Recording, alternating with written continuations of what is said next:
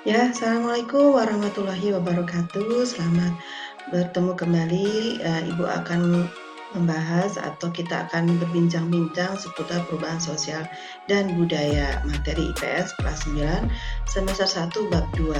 Ya, nah itu kalian lihat tayangan video tentang negara di pesisir kota di pesisir pantai yang dulunya berupa pasir-pasir, gundukan pasir, kemudian sekarang sudah menjadi kota besar yang padat dan banyak gedung-gedung tingkat.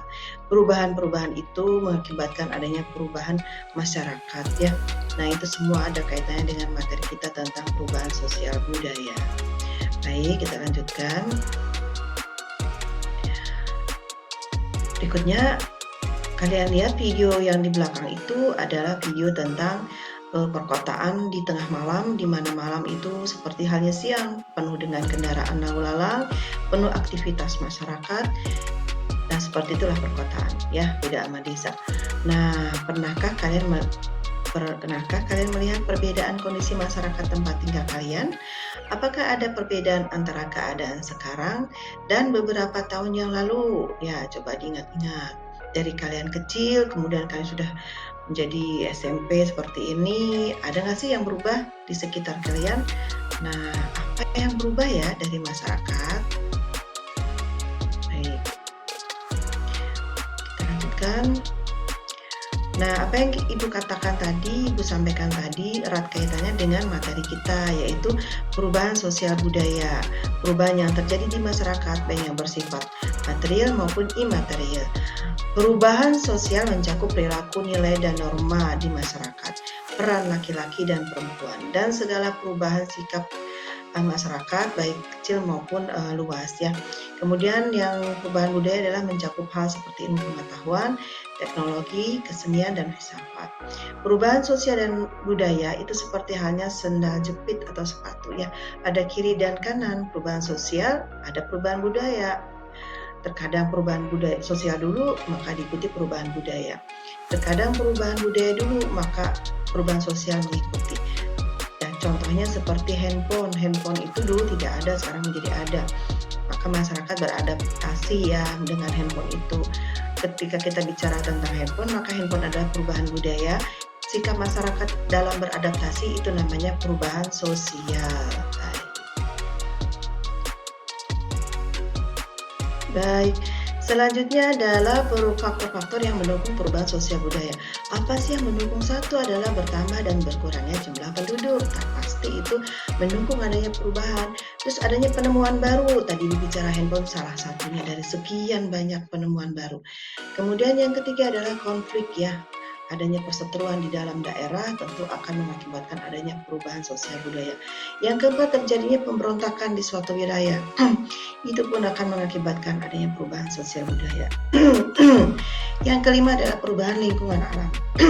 Yang keenam adalah peperangan. Yang ketujuh adalah pengaruh kebudayaan masyarakat lain.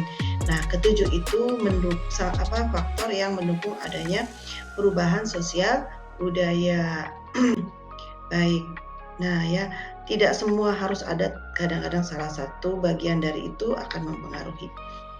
Berikutnya, faktor yang menghambat adanya perubahan sosial budaya. Yang pertama adalah kehidupan masyarakat yang terasing, mereka yang berada di pedalaman yang tidak mau hal yang baru, maka mereka yang asing dengan hal-hal yang baru. Tentu itu menghambat adanya perubahan sosial budaya. Mereka akan eksis dengan kebudayaannya sendiri. Kemudian yang kedua adalah perkembangan ilmu pengetahuan dan teknologi yang terlambat sampai pada mereka. Kemudian sikap tradisional, 4 prasangka terhadap hal yang baru. Yang kelima adalah adat istiadat. Itulah 5 hal yang mungkin salah satu atau beberapa bagiannya menghambat adanya perubahan sosial budaya di masyarakat. Nah, kalian lihat tayangan ya. Itu adalah tentang kota yang sudah dilengkapi dengan toko-toko, kemudian di kota yang melayani transportasi masyarakat di dalam kota. Nah, itu adalah Ibu sampaikan berkaitan dengan bentuk perubahan sosial budaya. Nah, dilihat dari waktunya, perubahan sosial budaya terbagi menjadi 2, revolusi dan evolusi. Revolusi itu adalah perubahan yang bersifat cepat.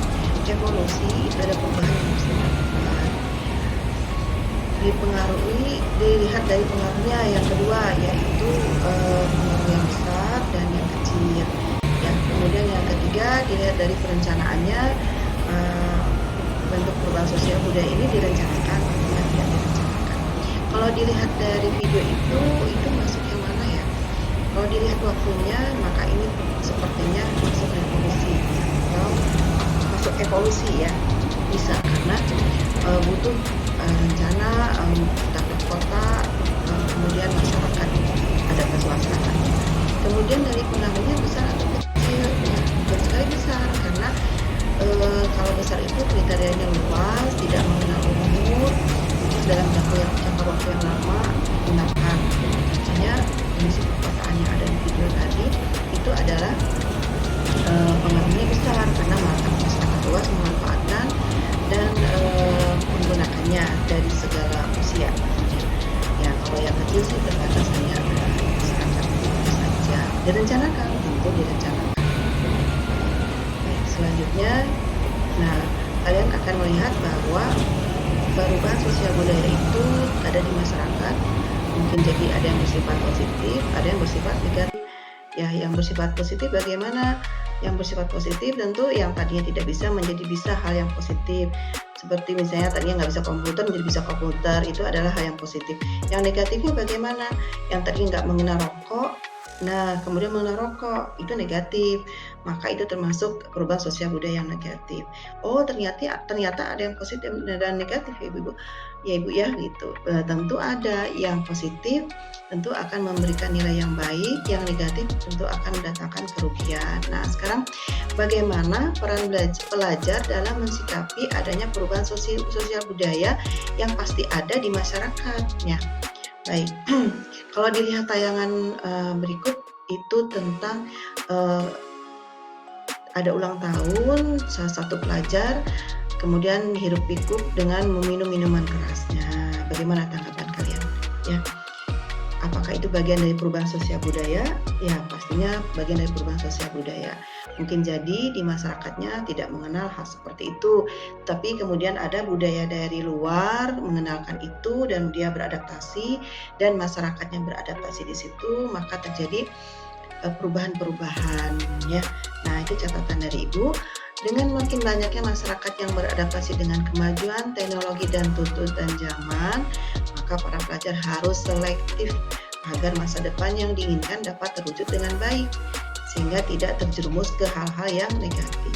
Sehingga perubahan sosial budaya yang positif yang bisa kalian ambil dan menseleksinya, kemudian membuang hal-hal negatif yang ada di sekitar kalian. Jadi kalian jangan tergoda dengan adanya hal negatif yang ada di masyarakat.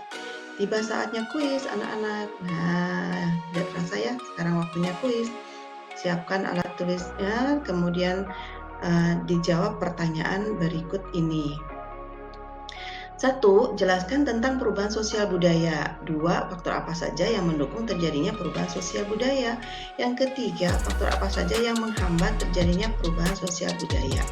Silakan dicatat jawabannya di dalam ruang chat di YouTube ini. Nanti Ibu akan lihat dan Ibu akan nilai jawaban-jawaban kalian. Ya, begitu anak-anak. Terima kasih atas pertemuannya dengan Ibu. Inti yang ingin Ibu sampaikan dari materi ini adalah agar walaupun di luar sana terjadi perubahan sosial budaya yang negatif, kalian harus tetap punya benteng dan tetap fokus untuk kebaikan kalian dan masa depan kalian, dan pada akhirnya akan membahagiakan orang tua kalian. Dan lebih jauh lagi tentu akan mendapatkan kebaikan di masa depan kalian. Terima kasih. Iya. Ya, terima kasih anak-anak atas pertemuannya. Salam sejahtera dan bahagia. Bye-bye.